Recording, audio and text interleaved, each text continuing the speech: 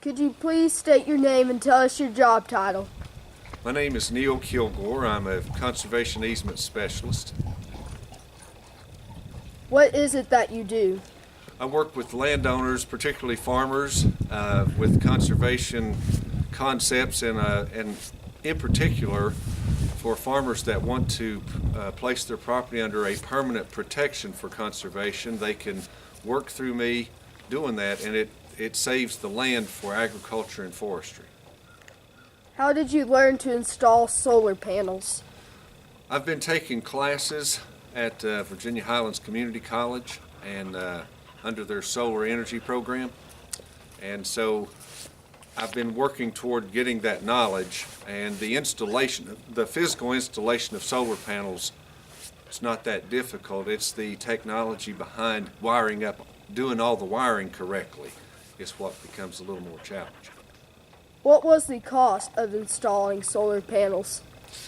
Solar panels, the cost of solar panels has dropped dramatically over the past decade or so. And while the price is going down, the solar panels actually get more efficient. For this back here, just for the cost of this setup back here is about $2,500. If I would have hired someone to do it all, it'd been about twice that much. So for one panel, it's a little over $250.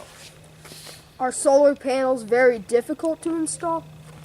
Solar panels are not that difficult to install when it's just the physical picking up a solar panel, placing it on a rail, and then getting the alignment right. But then the more difficult part is understanding all the calculations that go in before that, when you have to know the sizing of the appliance that you're going to run or operate, or the size of whatever your electrical load is in the house, and then being able to wire it in such a way, whether it's in series or parallel, so that you get the right voltage and the right amperage to agree with whatever you're going to run, so that you don't burn it up on the inside or not have enough electricity to run it.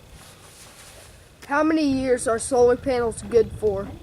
That's a great question. Solar panels are typically guaranteed for 25 years, but they are expected to have at least 80% of their original output. At 25 years from now, they're supposed to still have 80%. They're guaranteed to have 80% of their original output. How many solar panels are installed at your home?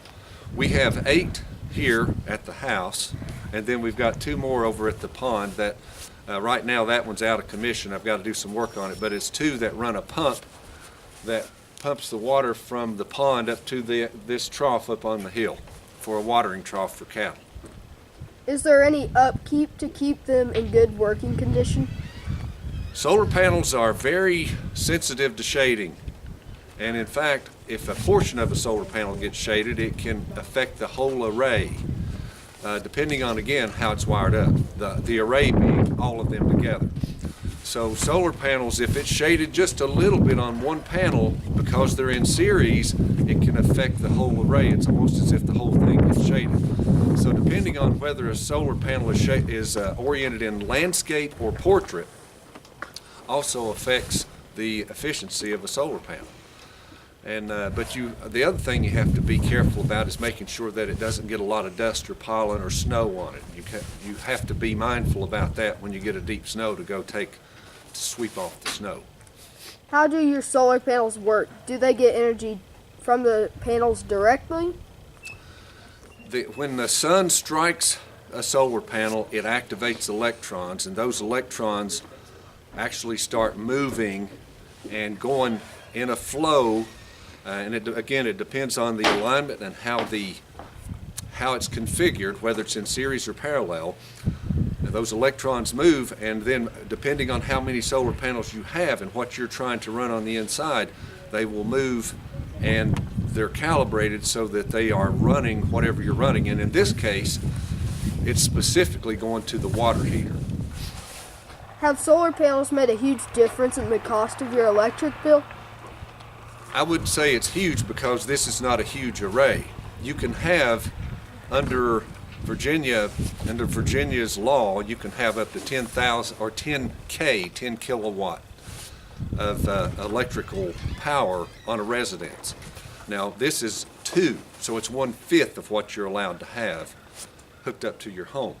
Now, that is true in one sense, but in another way, I could have 10K more hooked here because this is not hooked directly to the grid, but you can only hook up 10K that's tied to the grid. And that's a rule that's in place in this area in Virginia. Now, as far as the amount of cost that it has reduced, the primary cost of 95% of the residential houses in this area, the primary cost in electricity is going to be heating and cooling. And actually, the primary one's heating. The second one after that is water heating. And so we are attacking the second most costly expense in terms of electricity, and that's heating your water. And so it has made a dramatic difference in that.